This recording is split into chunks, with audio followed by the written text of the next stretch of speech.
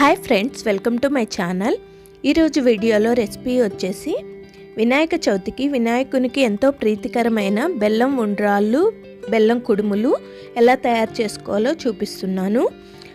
మరి దానికోసం కావాల్సిన పదార్థాలు: 2 కప్పులు బియ్యం పిండి, 1 కప్పు బెల్లం, 2 కప్పులు నీళ్ళు, 2 టేబుల్ స్పూన్లు నానబెట్టుకున్న పచ్చిశనగపప్పు, 2 టేబుల్ స్పూన్లు ఎండు కొబ్బరి, అలాగే 2 టేబుల్ స్పూన్ల నెయ్యి, ఒక 5-6 ఇలాచి.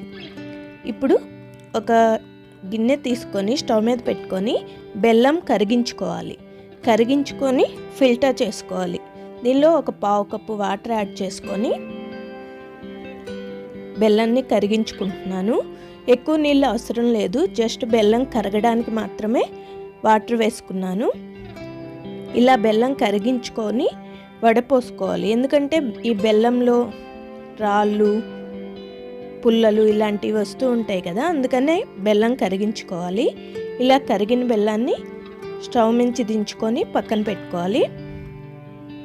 ఇప్పుడు స్టవ్ మీద ఒక ప్యాన్ పెట్టుకొని దానిలో 2 టేబుల్ స్పూన్ల నెయ్యి వేసుకొని ఎండు కొబ్బరిని వేయించుకోవాలి. ముందుగా ఇక్కడ నేను ఎండు కొబ్బరి తీసుకున్నాను. పచ్చి కొబ్బరి అయినా వాడుకోవచ్చు, చాలా రుచిగా ఉంటుంది పచ్చి కొబ్బరి అయితే. 1 నిమిషం పాటు ఇలా ఎండు కొబ్బరిని వేయించుకున్న తర్వాత నానబెట్టుకున్న పచ్చిశనగపప్పును కూడా వేసుకుంటున్నాను. ఇక్కడ నేను 2 టేబుల్ స్పూన్లు వేసుకుంటున్నాను, కొంచెం ఎక్కువైనా వేసుకోవచ్చు, రుచిగా ఉంటాయి పంటి కింద తగులుతూ. ఇలా 1 నిమిషం పాటు వేయించుకున్న తర్వాత దీనిలో 2 కప్పులు వాటర్ యాడ్ చేసుకుంటున్నాను. 2 కప్పులు బియ్యం పిండి తీసుకున్నాను కాబట్టి 2 కప్పులు వాటర్ వేసుకుంటున్నాను. వాటర్ ఇలా మరిగిన తర్వాత దీనిలో ఒక 1/2 టేబుల్ స్పూన్ ఇలాచీ పౌడర్ వేసుకున్నాను. ఇప్పుడు మరిగించుకున్న బెల్లం పాకం ఉంది కదా, దాన్ని ఫిల్టర్తో ఇలా వడపోసుకోవాలి.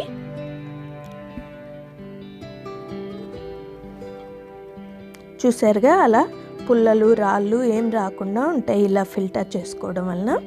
దీన్ని ఒకసారి బాగా కలుపుకొని కొంచెం మరిగించుకోవాలి. మరిగిన తర్వాత పిండి యాడ్ చేసుకోవాలి.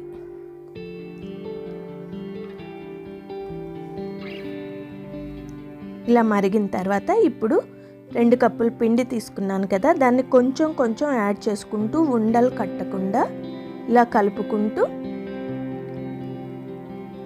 తిప్పుకుంటూ కలుపుకోవాలి. జాగ్రత్తగా కలుపుకోవాలి, ఉండలు అస్సలు కట్టకూడదు. ఇలా 2 కప్పుల పిండిని వేసుకొని మొత్తంగా కలుపుకుంటున్నాను. ఇలా కలుపుకున్న తర్వాత స్టవ్ ఆఫ్ చేసుకొని ఈ పిండి మొత్తాన్ని చల్లారనివ్వాలి.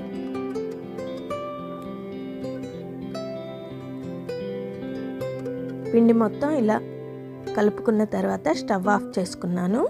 దీన్ని చల్లార్చుకున్న తర్వాత మిగిలిన ప్రాసెస్ ఏంటో చూద్దాం. చూసారు కదా, ఇలా పిండి మొత్తం చల్లారిపోయింది. ఇప్పుడు చేతికి కొంచెం నెయ్యి అప్లై చేసుకొని నెయ్యిని కొంచెం రాసుకొని ఈ పిండి మొత్తాన్ని మనం చపాతీ ఎలా పిండి కలుపుకుంటాం కదా, అలా పిండి మొత్తాన్ని చక్కగా కలుపుకోవాలి. ఉండలు ఏమన్నా ఉంటే తీసేసి ఇలా కలుపుకొని హాఫ్ చేసుకొని దీన్ని ఇప్పుడు ఉండ్రాళ్ళు, కుడుములుగా ఎలా తయారు చేసుకోవాలో చూపిస్తున్నాను.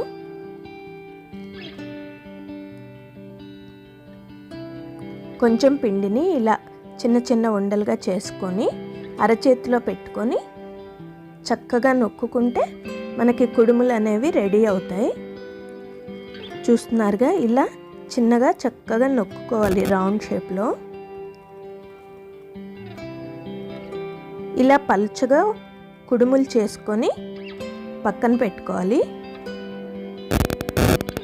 వినాయకునికి 3, 5, 9, 11 ఈ సంఖ్యలో కుడుములు, ఉండ్రాళ్ళు పెట్టుకుంటారు. నేనైతే 9 కుడుములు, 9 ఉండ్రాళ్ళు పెట్టుకుంటున్నాను. ఇలా కుడుములన్నీ చేసుకున్న తర్వాత ఇప్పుడు ఉండ్రాళ్ళు కూడా ఇలాగే చేసుకొని పెట్టుకోవాలి. ముందుగా పెద్ద సైజులో ఇలా 9 ఉండ్రాళ్ళు చేసుకొని పెట్టుకున్నాను.